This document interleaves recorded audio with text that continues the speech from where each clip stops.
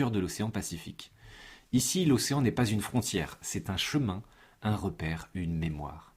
Les traditions polynésiennes se sont construites autour de trois piliers essentiels: la mer, la communauté et la transmission orale. Pendant des siècles, les Polynésiens ont navigué d'île en île sans carte ni instrument moderne.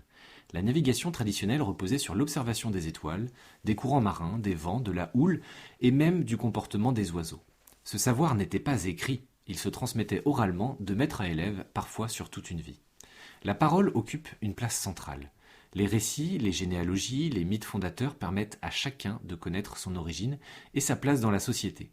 Savoir d'où l'on vient, c'est savoir qui l'on est. Le corps est lui aussi porteur de mémoire.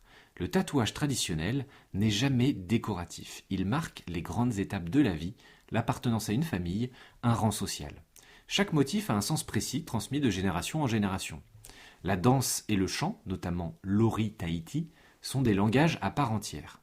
Les gestes racontent des histoires, évoquent la nature, les ancêtres, les relations entre les hommes et les dieux. Danser, ce n'est pas divertir, c'est transmettre. La notion de communauté est fondamentale. L'individu n'existe jamais isolé. Il fait partie d'un groupe, d'une famille élargie. Le partage de la nourriture, du travail et des rituels est au cœur de la vie sociale. Ce qui rend les traditions de la Polynésie française si particulières, c'est leur résilience.